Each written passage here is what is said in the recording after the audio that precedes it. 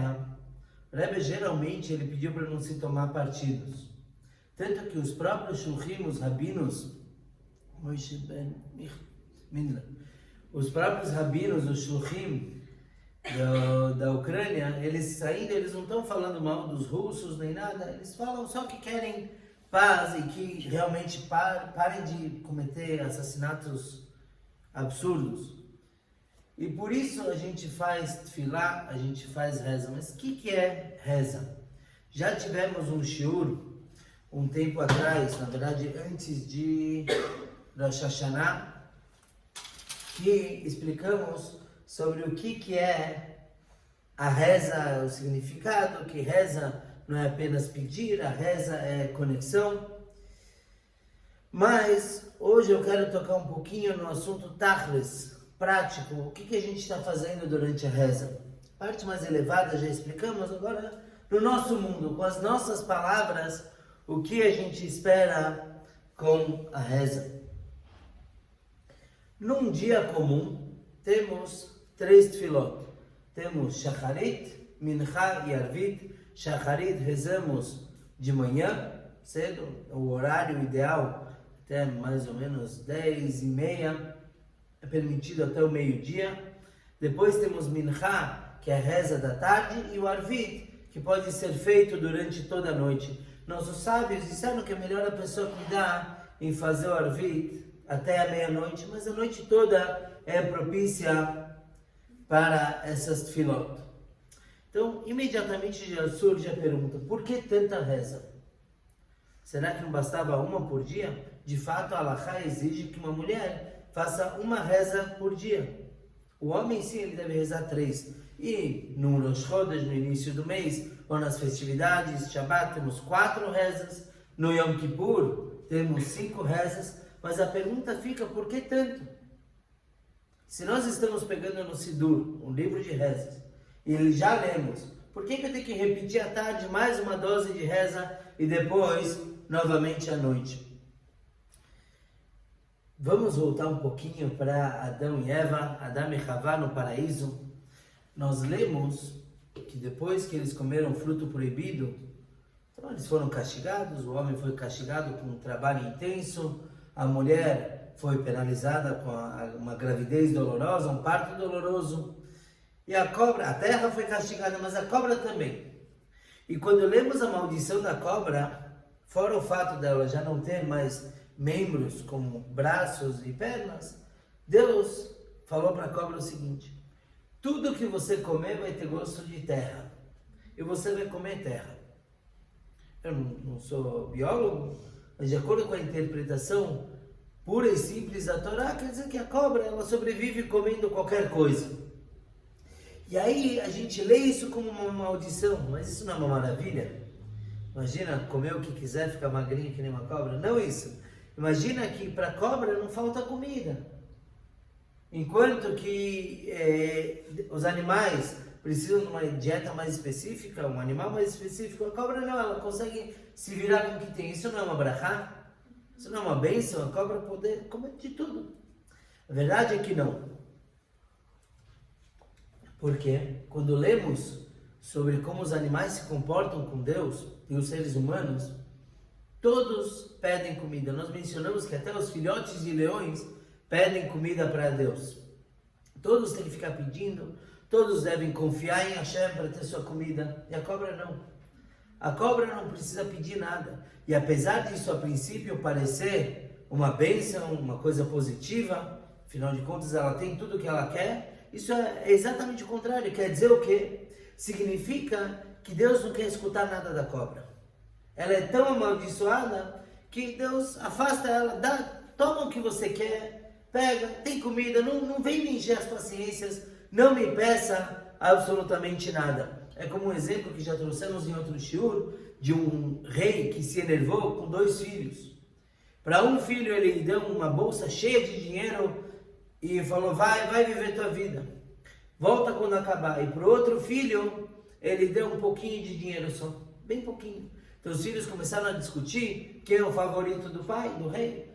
O que recebeu mais dinheiro falou, imagina, o papai gosta muito mais de mim, porque ele me deu uma bolsa cheia de dinheiro. O outro falou, não, você é tolo, você não entendeu a mensagem. O papai gosta muito mais de mim, por isso ele me deu pouco dinheiro. Por quê? Porque amanhã já vai ter acabado o dinheiro, eu vou ter que voltar a pedir mais, e ele vai me dar mais um pouquinho. No outro dia eu vou ter que pedir de novo. Ele quer a minha presença constantemente, por isso que ele me deu um pouquinho. Não porque ele quer se livrar de mim, pelo contrário, ele quer minha presença no palácio diariamente. Você não, você vai passar 1, 2 anos fora, só depois você vai voltar. A mesma ideia da cobra. Deus deu tudo porque ele não quer nada dela. Já de nós, Deus espera rezas, pedidos, porque isso é exatamente a conexão que tem entre nós e Deus. Isso fortalece a nossa conexão. Agora, por que realmente temos justamente essas 3 rezas diárias, Shacharit, Mincha e Arvit?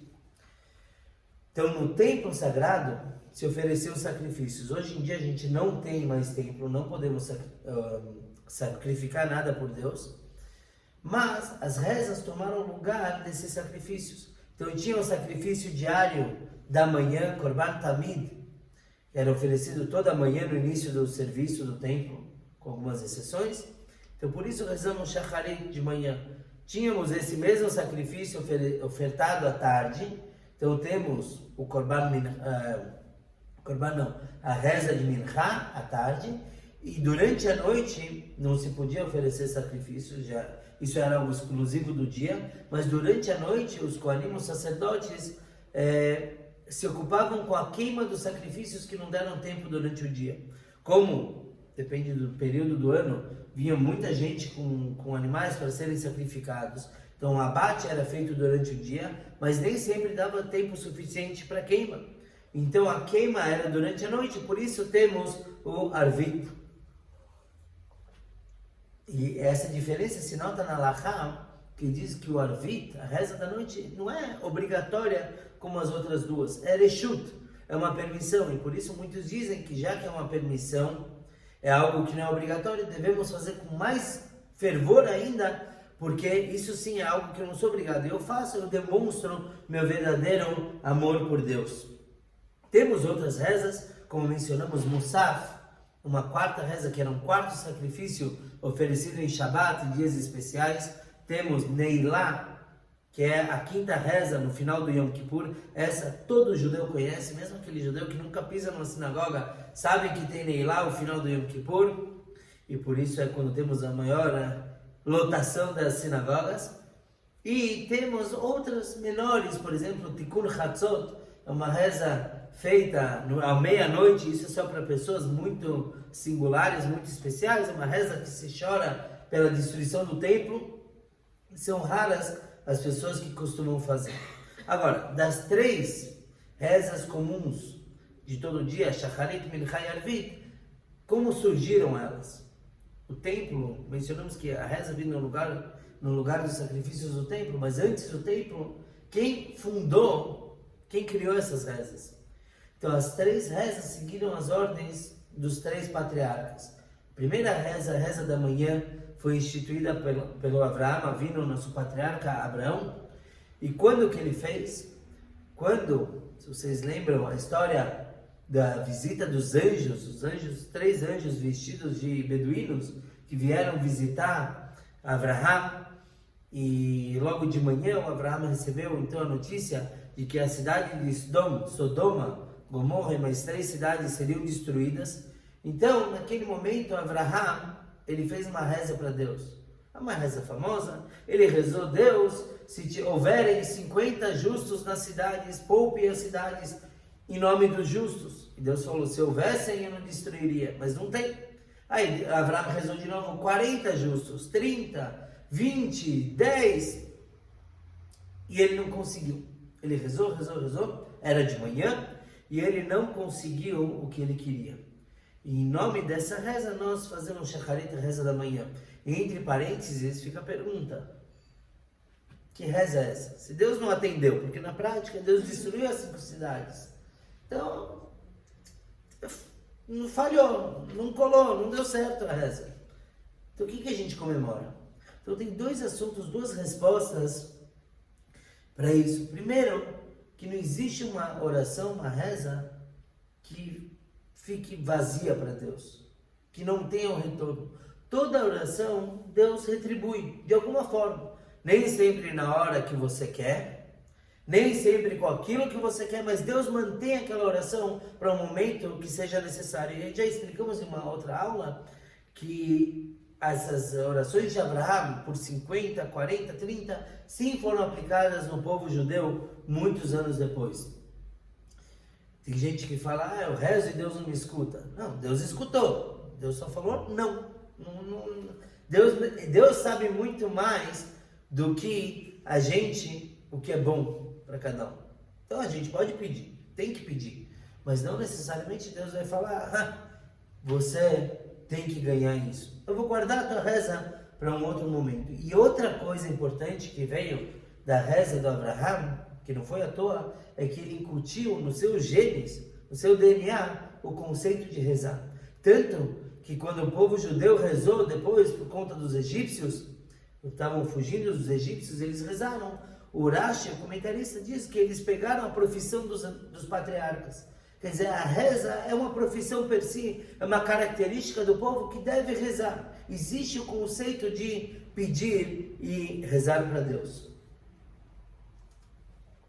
A segunda reza, a reza de Minchá, a reza da tarde, uma das rezas mais difíceis, porque enquanto o Shacharit, a maioria das pessoas faz antes de ir para o trabalho, e o Arvit faz depois que voltou para casa, o Minchá é bem no meio do dia.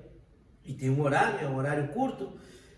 E Minchá foi instituída pelo segundo patriarca, o patriarca Isaac. A Torá conta que quando Rebeca, a Rivká, estava indo se encontrar com ele pela primeira vez para casar, era no entardecer e o Isaac estava vindo do campo. Os comentaristas falam o que ele foi fazer no campo. Ele foi conversar com Deus, ele foi rezar. Então a reza da tarde foi criada pelo Isaac. Uma reza muito, muito importante, muito difícil. Tem a história, essa com certeza eu já contei, não me lembro o nome do rabino nos Estados Unidos, que ele estava tentando começar uma comunidade, e era um local onde os judeus eram muito liberais, não queriam saber de um cara de capota, barba, vindo ser rabino. Então ele precisava conversar com uma pessoa influente, um professor respeitado da comunidade. E ele conseguiu marcar uma reunião, apesar daquele professor não querer muito falar com ele. E eles estão lá conversando, o professor quer trazer provas de que o judaísmo ortodoxo é antiquado, não tem necessidade. E aí o professor traz um livro, começa a procurar alguma coisa. Quando ele olha para frente, o rabino está lá rezando, se chacoalhando num canto do escritório. E aí esse professor ficou furioso, falou, imagina, você conseguiu finalmente uma reunião comigo e você está rezando? Então naquele momento ele mandou o rabino embora. O rabino, na verdade, ele estava fazendo a reza de Minchá, tem um horário limite. Ele viu que ia passar o horário, ele levantou no meio da reunião para rezar. E no final esse professor meditou um pouco sobre o que aconteceu e eles se tornaram melhores amigos, ele conseguiu se aproximar, porque ele viu que realmente essa auto-entrega, aquele professor ia abrir as portas para ele, para toda a comunidade.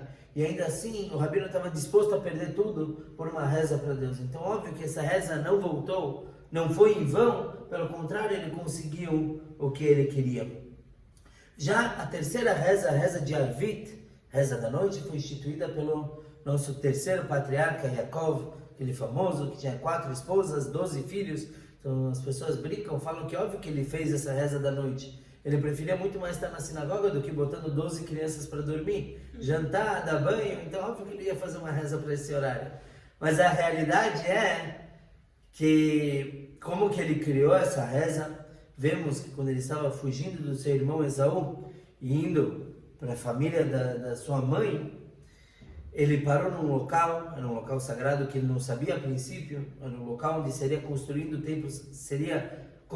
templo sagrado, e lá ele rezou. Está escrito na Torá que ele rezou para Deus e ele sonhou com a famosa escada que ia do chão até o céu, com anjos subindo e descendo, e dali a gente aprende então a reza do Arvit, a reza da noite. Essa escada também tem um significado em relação à reza. O Ayom Yom, o livro que o Rebbe compilou no dia 5 de Kislev, o Rebbe escreve lá O Rebbe escreve que a escada representa a reza no sentido de que a pessoa começa aqui embaixo, primeiro se anulando para Deus, e aí ela consegue elevar. Realmente, se a gente observar a reza, pega o livro de rezas, começa a ler, e você vai ver que é uma elevação, é que nem uma escada, é que nem subir uma escada. Por quê? Porque primeiro, na reza, falamos sobre coisas bem materiais, temos as bênçãos matinais, agradecemos pelo nosso corpo, pela nossa roupa. E aí vamos subindo, a gente começa a falar dos louvores que o mundo faz para Deus. Lemos os salmos, alguns salmos do rei Davi no meio, louvando como que o mundo louva a Deus, como as montanhas, os mares, os animais, os jovens, os anciãos, tudo isso, quer dizer, indica uma elevação. Já não estamos falando de coisas muito materiais, mas dos seres louvando a Deus. Depois temos as bênçãos do Shema, onde lá mencionamos não mais humanos, mas os anjos, o que os anjos falam para Deus. E aí subimos mais para o Shema Israel, que é aquela reza base fundamental do judaísmo. E aí depois temos a Amidah, é uma reza que devemos fazer com os pés juntos, sem falar, é proibido falar, está escrito na Halachá, que até uma cobra vem na tua direção, você não pode fugir no meio da reza, óbvio, se tratando de uma cobra não peçonhenta. E aí, naquele momento, no momento da Amidah, é o momento que nós devemos mentalizar que estamos perante o Rei de todos os reis, Deus. É um momento muito sério, é um momento que não respondemos sinais, não, é proibido, tudo é proibido. A não ser perigo de vida, todo o resto é proibido. Então, realmente, a reza tem esse formato de elevação. Só que para quem conhece a reza da manhã, logo depois da Amidah, depois de falar diretamente com Deus, temos as súplicas, Tachanun, quando pedimos que Deus perdoe nossos pecados. E aí é que tá. Se eu estive agora falando com Deus, fazendo pedidos, de repente eu foco em pecados, né? De repente eu estou pedindo perdão por pecados. O que está acontecendo aqui? É que na verdade isso também é uma elevação. Depois que eu falei com Deus, eu estou pronto a me limpar dos meus pecados, eu estou pronto a praticamente deixar o meu físico estar pronto a me entregar para a espiritualidade. Então esse é o caminho da reza, é a elevação. O que temos em comum nas três rezas, da manhã, da tarde e da noite? Duas coisas. Shema, por exemplo, temos somente na manhã e na noite. O Ashrei, que é um salmo importante, temos somente de manhã e à tarde. O que temos em comum nas três rezas é a Amidah, essa reza que falamos silenciosamente perante Deus, e o Aleinu Neshabeach, geralmente cantado nas sinagogas, é o finzinho da reza. É uma prece muito bonita, onde falamos que sobre nós recai a obrigação de louvar a Deus, Ladon Hakol, o Senhor de tudo, dar grandeza para Ele. Tem vários costumes. Essa reza passou por transformações na igreja. O cristianismo mudou essa reza. Por quê? Porque no meio dela nós mencionamos que não queremos ter nada com deuses falsos e menosprezamos tudo que é idolatria. E aí a igreja foi lá e falou: vocês estão falando de deuses falsos, vocês devem estar pensando no JC. Então eles apagaram aquilo, e na verdade não. Eles apagaram exatamente a parte que não tinha a ver com ele. E a parte que tinha a ver com ele, eles deixaram, mas eu não vou entrar em muitos detalhes aqui.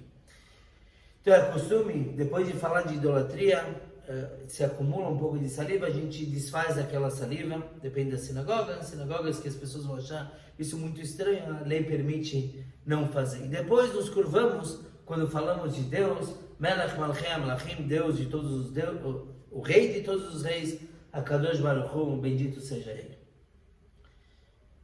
Vale a pena realmente pegar a tradução do Aleinu e estudar ela um pouco. É muito bonito, não é só a musiquinha bonitinha na sinagoga, mas o conceito, o significado é especial. Por que a gente faz essa reza tão importante no final, Quando acabamos toda a oração, estamos lá fazendo o Aleinu. Então tem algumas explicações que eu gostaria de compartilhar. A primeira, o Bach diz que nessa reza, não é o compositor Bach, era o rabino. Ele diz que essa reza incute em cada um a unicidade de Deus. É o que fala, que Deus é único nos céus e na terra, e todos saberão o seu nome. E vai chegar a época, que Deus vai ser rei em toda a terra de forma reconhecida. Isso, obviamente, quando o Mashiach chegar. Então, o Bach diz que no final da reza você deve fazer isso para levar esse assunto para o resto do dia. Lembrar que Deus é um. Inclusive, fazemos o Aleinu no final de outras duas preces muito importantes e raras. Tem uma prece que é feita uma vez por mês, chamada de Kiddush Levaná, santificação da lua. A lua é muito importante para os judeus, porque a lua é o que dita o nosso calendário. O povo judeu, comparado com a lua, que uma hora está brilhando forte, outra hora está menor. São as épocas que a gente passa. E no final dessa reza falamos o Aleinu, e uma outra prece muito rara, e muito mesmo, acontece uma vez a cada 28 anos, Birkat HaChamah, é a bênção do sol, que é quando o sol se encontra no exato local da sua criação. Todos os seres celestiais têm seus movimentos, e a cada 28 anos o sol se encontra no mesmo ponto, quando fazemos uma brachá especial, uma bênção especial, e depois o Aleinu. E por que recitamos o Aleinu no final? Porque uma vez que o Aleinu diz que Deus é um e único, então tinha gente que achava que essa reza pela lua, pelo sol, é idolatria, que é o que os povos antigos serviam, o sol e a lua. Então, nós colocamos o Aleinu no final para negar a idolatria. Óbvio que eu estou abençoando a Deus por causa da lua, Deus por causa do sol. Então eu nego qualquer idolatria. E uma outra razão que a gente faz o Aleinu, não é porque é uma música fácil de lembrar para enquanto vai dobrando o talit, tirando o tefilim. Você vê na sinagoga, geralmente, quase todo mundo já tirou o talit. Isso é contra o propósito. Por quê? Porque a reza não vem mostrar que a nossa oração terminou. Essa prece vem colocar a oração para o resto do dia todo. Nós terminamos exatamente com um ponto forte para lembrar que, embora no Sidur, no livro de rezas, terminamos, mas o nosso coração deve estar orando para Deus na continuação de todo o dia, não até aquele ponto. Então, por isso rezamos o Aleinu. É como alguns Hassidim costumavam. Quem já viu em sinagogas no Rosh Hashanah, Yom Kippur, tem toda uma melodia bonita, uma reza diferente. Então, alguns Hassidim costumavam no Shabbat, depois de todas as grandes festas, cantar as rezas com a mesma melodia, para lembrar que é assim, uma mensagem. Você acha que acabaram as grandes festas? O dia do julgamento? Acabou? Não é agora que está começando. É levar aquela animação, aquela inspiração toda das festividades para o resto do ano. O mesmo significado do Aleinu, levar a inspiração da nossa oração diária para o dia inteiro.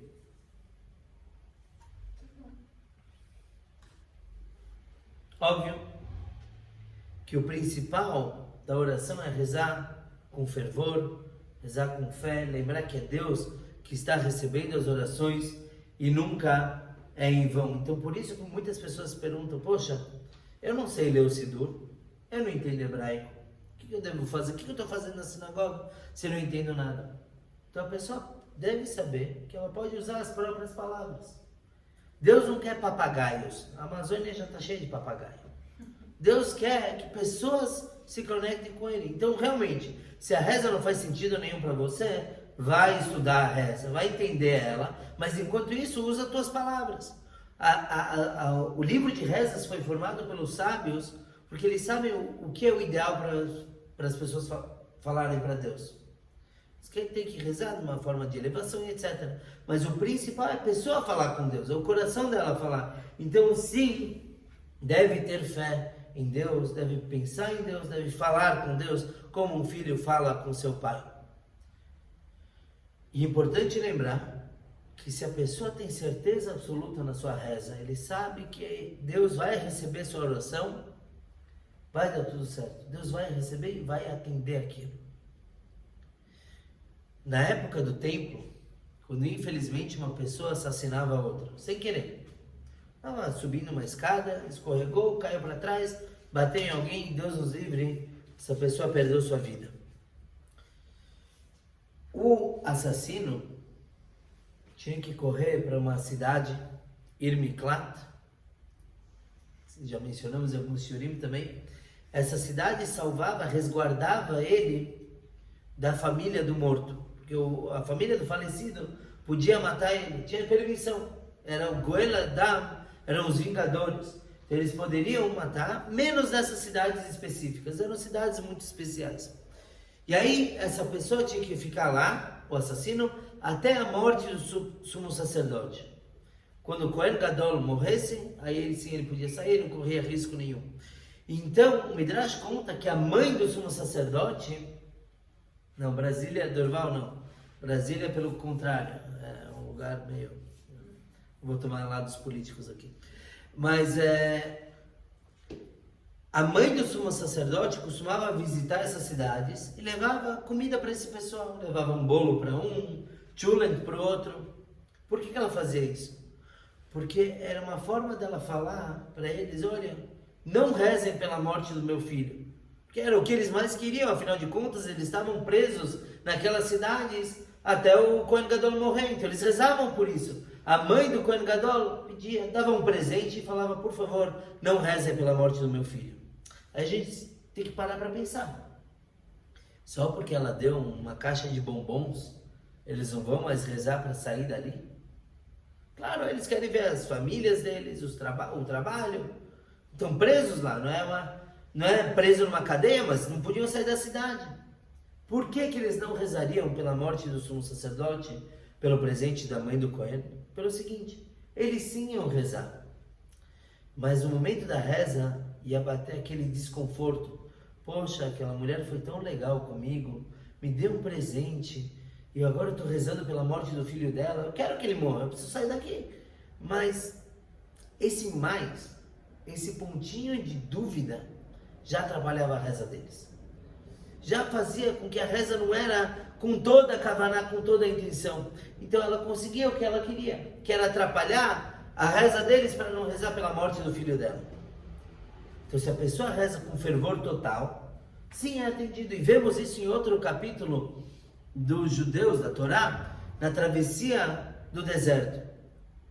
Havia um decreto divino que todo dia 9 de Av, as pessoas entre 20 e 60 anos morriam.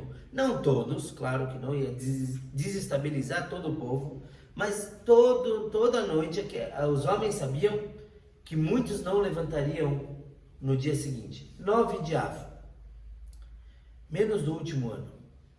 No último ano não morreu ninguém. Por quê? Porque todo ano os homens, antes de irem deitar naquela fatídica noite, rezavam para Deus. Mas eles não tinham certeza que iam morrer. Talvez sim, talvez não. Talvez ele ia morrer, talvez o vizinho. Então esse talvez mexia com a reza deles. Não fazia ser uma reza completamente sincera. Já no último ano da travessia, eles sabiam, é o último 9 de Av, ou no próximo a gente já vai estar em Israel. Então com certeza eu vou morrer nessa noite. Então eles rezavam com fervor da certeza, e por isso Deus não fez ninguém morrer, porque todos rezaram com 100% das suas forças. Então rezar com força total sempre é atendido por Deus. E aí vem o que a gente escuta muito. A gente convence uma pessoa a rezar, um ou outro começa a pôr tefilim diariamente, e sempre temos essa pergunta: ai, Rabino, é muito difícil rezar. Eu começo a rezar, já me distraio, começo a pensar em outras coisas, e fica difícil, sabe, o Yetzer Hará, o mau instinto faz a gente pensar em coisas erradas. Por que é tão difícil? Porque é precioso.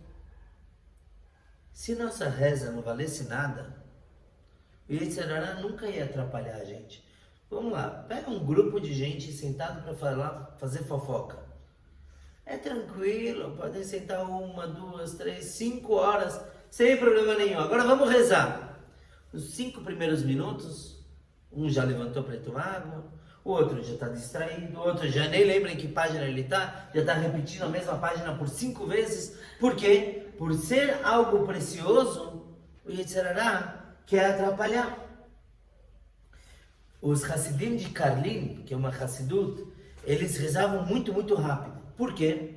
Eles compararam a reza deles com uma pessoa numa carroça, uma charrete, e atrás vem um ladrão que está perseguindo, que é o mau instinto. Então eles rezavam rápido para fugir desse ladrão, para não ter pensamento ruim nenhum. Então reza. O Alter Rebbe, o fundador da Hassidut Chabad, discutiu com eles, falou, não, tem que rezar devagar. Por quê? Porque o ladrão já está dentro da charrete, não adianta você sair correndo. Ele está indo junto. O mau pensamento não está lá fora me atacando, ele já está na minha cabeça.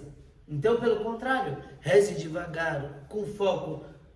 Uma dica é olhar nas letras que estão escritas, nos pontinhos, porque isso traz a kavaná, traz a intenção correta. No Tânia, da autoria do Alter Rebbe, no capítulo 28, ele traz, é muito bonito, vale a pena estudar, ele traz sobre a reza, que podem notar, quanto mais elevada a reza, piores os pensamentos. Isso eu via muito na Yeshiva, que no começo da reza, onde estamos falando sobre materialidade, você pensa em jogo de futebol. Chega mais pro meio, já pensa num filme que viu. Chega na hora da Midá, que é o topo, oi, Veismer, eu não posso falar aqui o que a gente pensa. Por quê? Porque quanto mais elevado, mais ataque vem. Certo? Comparando, infelizmente, com o caso, com o que está acontecendo entre Rússia e Ucrânia, se a Ucrânia tivesse um poder bélico muito maior, a Rússia também ia atacar com mais força. Porque quanto mais forte você é, mais forte vai ser o ataque. Quanto mais especial é a reza, também vai ser mais forte o pensamento errado que vem para te distrair. E aí o Alter Rebbe diz o seguinte, que a pessoa não deve ficar triste quando vem esse mau pensamento. Puxa vida, o que eu estou pensando no meio da reza? Palmeiras, Corinthians, que bobagens. E naquele momento a pessoa tende a ficar triste, porque parece que a reza dele não é nada. O Alter Rebbe fala, se nós tivéssemos apenas uma alma, então está correto.